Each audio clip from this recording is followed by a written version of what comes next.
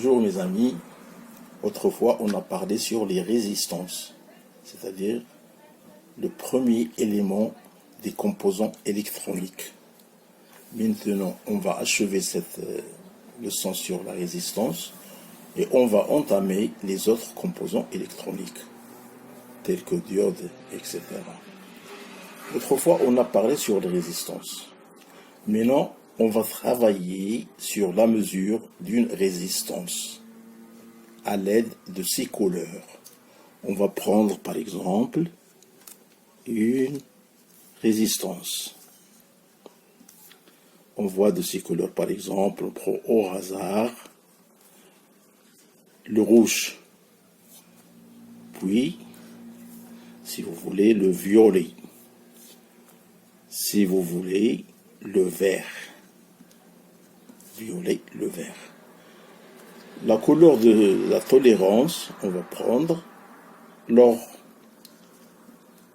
Donc, on voit que les couleurs, la première colonne, la deuxième colonne, la troisième colonne. La première colonne, deuxième colonne, troisième colonne et la colonne de tolérance. On trouve toujours or ou bien argent.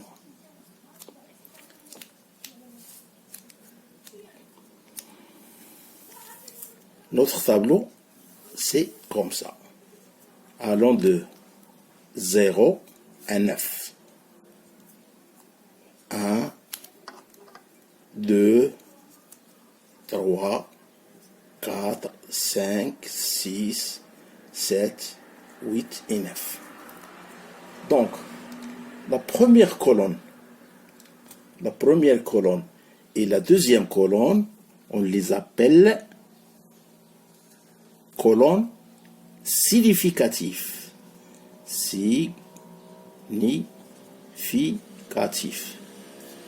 La troisième colonne, c'est multiplicatif, c'est-à-dire multiplier. Donc, première colonne, on a le rouge. Le rouge, moi j'ai un code à ne pas oublier qui me dit les couleurs de la résistance. Par exemple, je commence par N.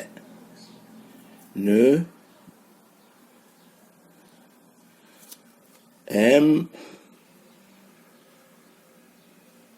rouge, où je vais votre grand bâtiment. Chacun peut faire des synonymes pour ne pas oublier les couleurs. Par exemple, ici, noir, marron, rouge, orange, jaune, vert, bleu, vert, gris et blanc. Ok? Donc, on a ici le rouge. Le rouge, dans le tableau, c'est 2. Je vais faire, de la première colonne, je vais mettre 2. Ça, d'une part.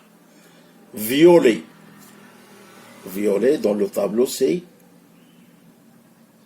7. Voilà, violet, c'est 7. Et le vert. Et le vert, c'est quoi? Dans notre tableau, c'est le 5.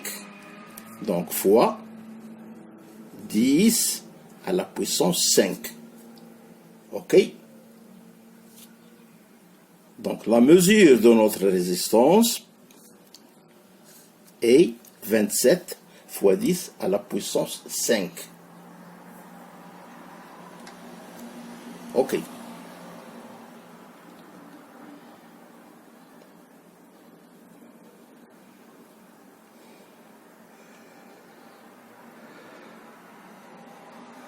Ça, d'une part.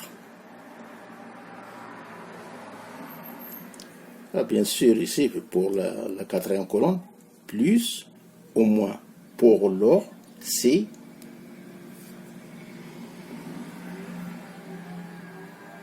plus ou moins 0,1. La valeur qu'on a trouvée, on lui ajoute un pourcentage, si vous voulez, de 5 à 10%. Donc il faut bien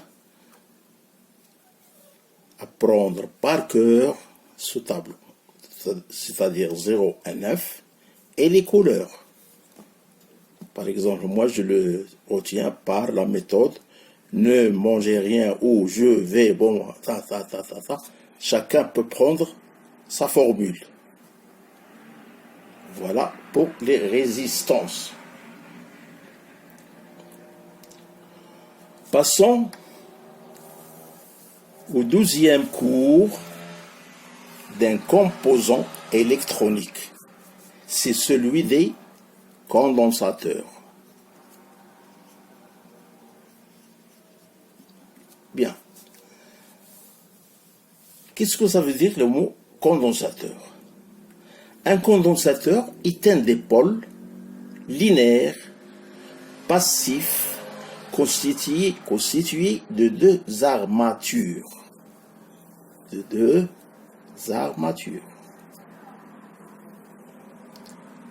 Voilà. Première armature, deuxième armature, qu'on appelle la première armature plus Q et moins Q. Ok? Donc, moins Q plus les armatures, il faut qu'elles soient métalliques. Ça, ce sont des charges. Donc, les armatures. Donc, j'ai dit qu'un condensateur est un dipôle linéaire passif constitué de deux armatures séparées par un diélectrique. Il n'y a pas de relation ou bien de continuité entre ces deux armatures. Sous l'action d'une tension UT. Bien sûr, une fois qu'on parle sur les condensateurs, on parle des tensions. Des charges vont s'accumuler les unes aux faces des autres.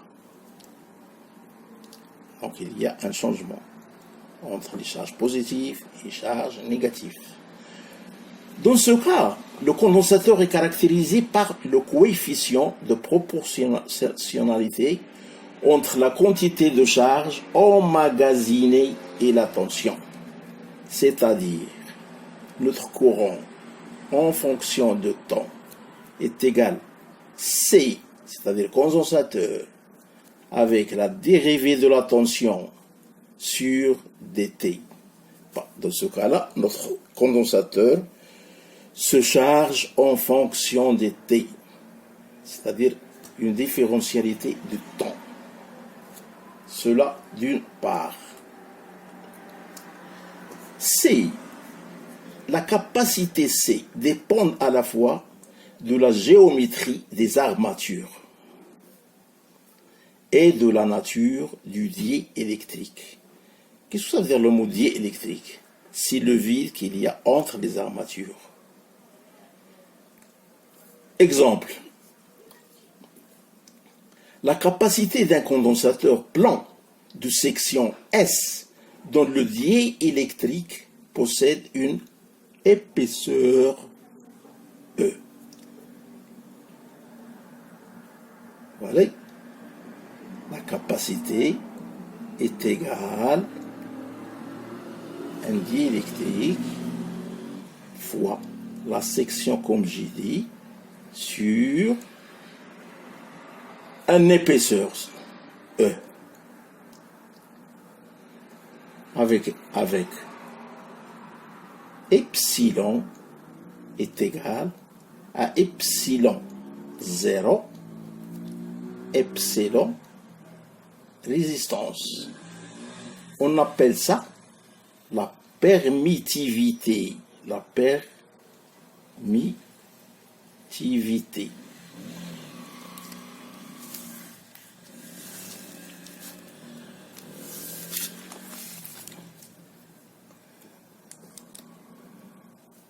J'ai dit qu'on l'appelle l'epsilon, on l'appelle permissivité du diélectrique. Du diélectrique. Alors on passe à l'énergie emmagasinée.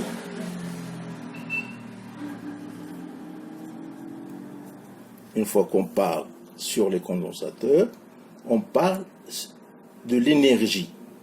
Chaque condensateur est une énergie. Au point de vue énergétique, si vous voulez, le comportement du condensateur est bien différent de celui de la résistance. La résistance n'emmagasine pas de l'énergie. Tandis que le condensateur, elle emmagasine de l'énergie. Alors que cette dernière dissipe d'énergie électrique en la transformant en chaleur. Le condensateur emmagasine de l'énergie électrique quand il se charge, après sa charge. Il la restitue lorsqu'il se décharge. Donc on voit que le condensateur se charge et se décharge. Il n'y a que très peu de pertes d'énergie électrique. Le condensateur chargé forme donc une réserve d'énergie. Déjà on a dit qu'elle emmagasine de l'énergie. Cette énergie s'exprime en fonction de sa capacité C et de la quantité de charge stockée Q. On voit par E qui est le champ électrique qui est égal à la moitié, c'est-à-dire 1/2 notre tension débit Q qui est égal à 1/2 CU carré. Donc la puissance électrique P qui est égale à dE sur dt en fonction de temps.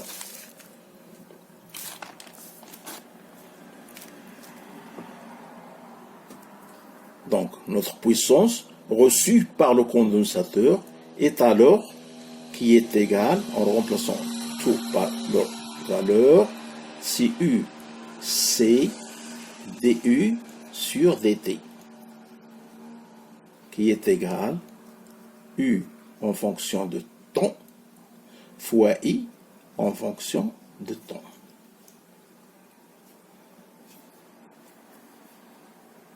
À cela, j'achève mon cours sur le condensateur.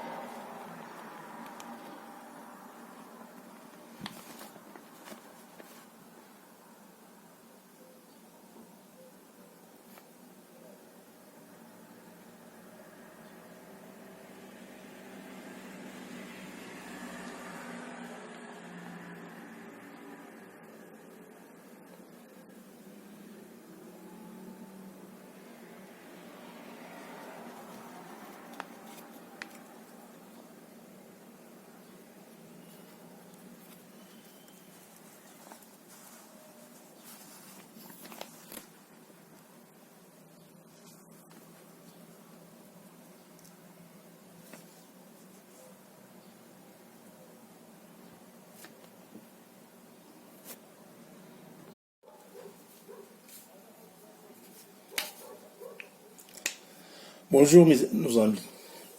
Autrefois, on a parlé sur les composants de l'électronique. On a parlé sur les résistances. On a parlé sur les condensateurs. Maintenant, on va parler sur les inductances.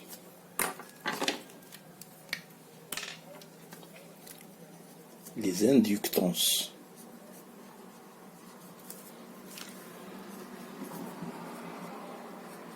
Ou bien bobine. Qui dit inductance dit bobine. Alors, Principes et propriétés des bobines. Une bobine est formée d'un fil enroulé soit dans l'air, soit sur un noyau magnétique. Un conducteur parcouru par un courant I crée un champ magnétique de flux phi, tel que phi qui est égal à l'inductance Li en fonction de temps. Le coefficient L est l'inductance de la bobine. C'est ça, inductance de la bobine. La loi Lenz-Faraday relie le flux phi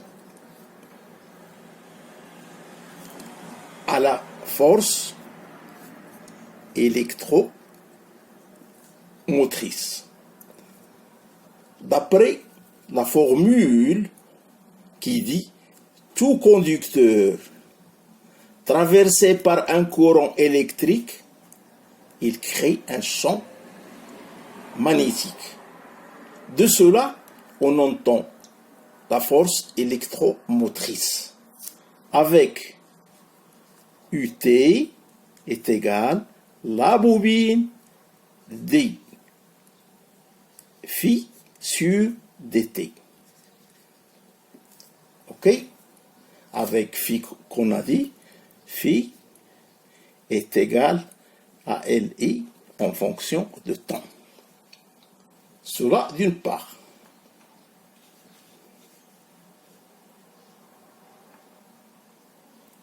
Voilà.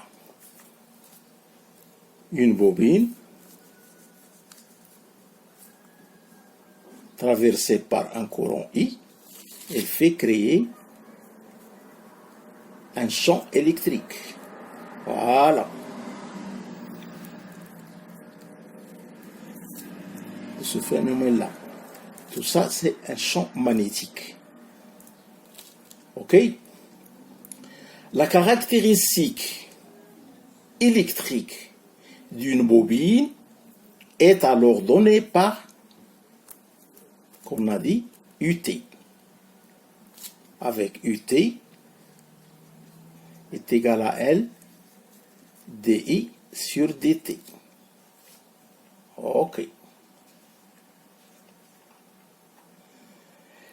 Avec l'inductance L d'une bobine dépend de la géométrie du nombre de spires. La bobine change d'aspect d'une bobine à l'autre avec un nombre n qui est égal à nombre de spires. Spires, c'est-à-dire nombre de bobinage du circuit magnétique. Par exemple, l'inductance d'un solénoïde, la solénoïde c'est celui-là, avec à l'intérieur un magnétisme. J'ai dit du circuit magnétique. Par exemple, comme j'ai dit, l'inductance d'un solénoïde dans l'air A une couche de n spires, de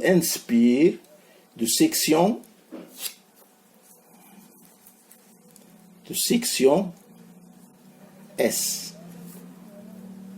avec la section qui est égale à pi r pr carré,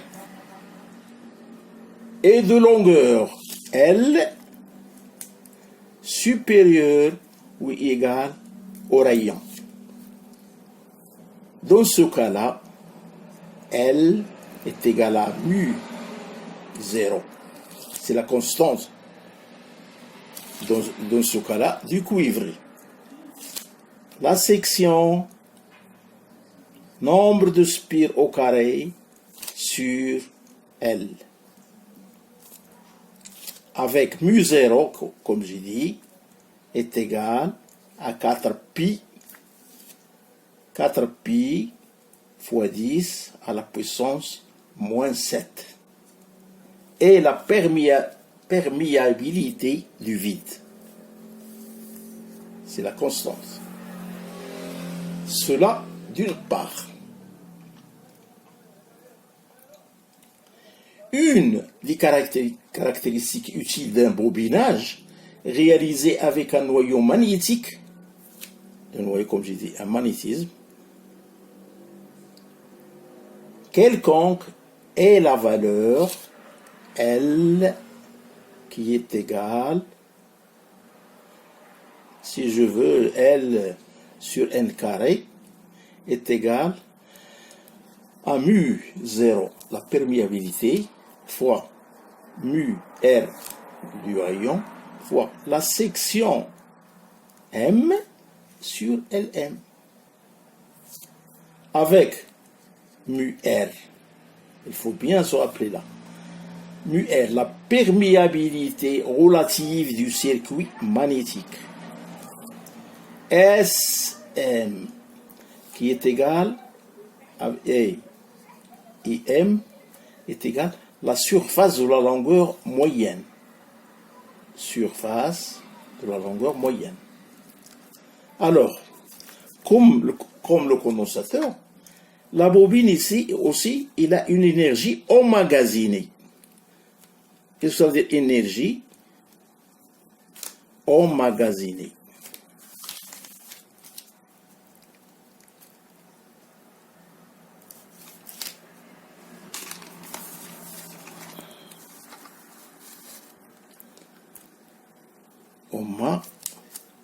Emmagasiné.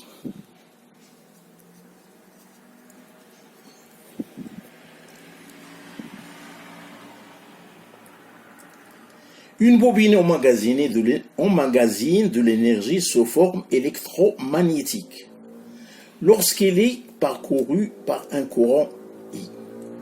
L'énergie emmagasinée dans une bobine traversée par un courant I à l'instant T.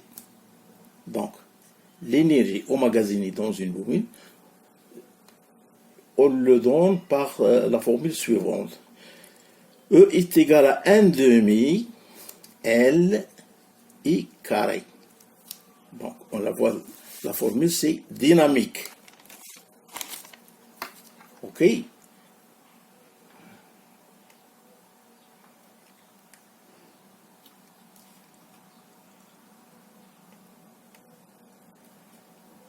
Donc voilà l'énergie, mais la puissance fournie à l'inductance, P, qui est égale à 1 demi L dI carré en fonction de temps toujours sur dt.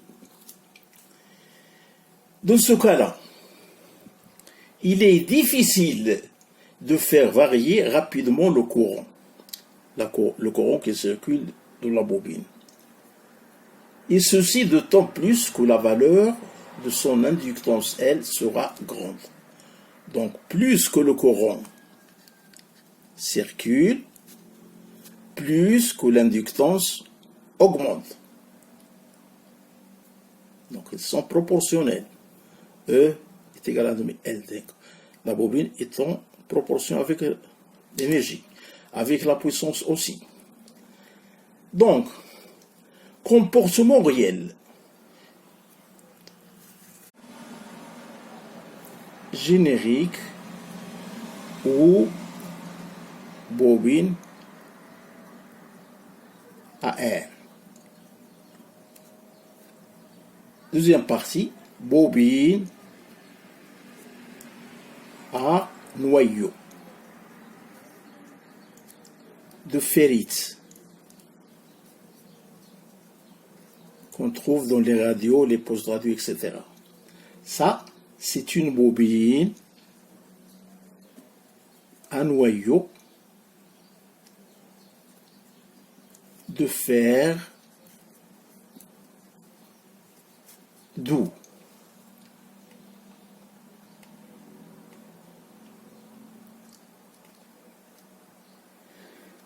Les bobines à air,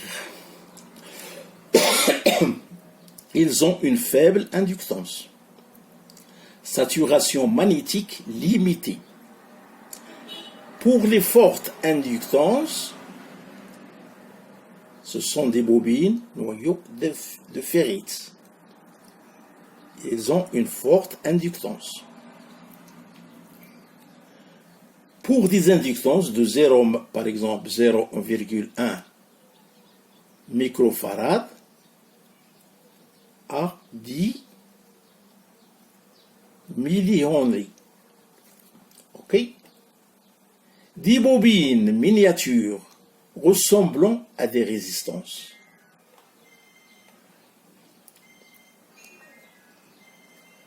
Ça, d'une grande façon. Pour les bobines à noyau de fer doux, elle proche de la saturation. La présence de noyau, un produit des non linéaires. Je viens à la fin de la leçon sur des bobines. Donc on a parlé sur les résistances, les condensateurs, les bobines. On arrête là.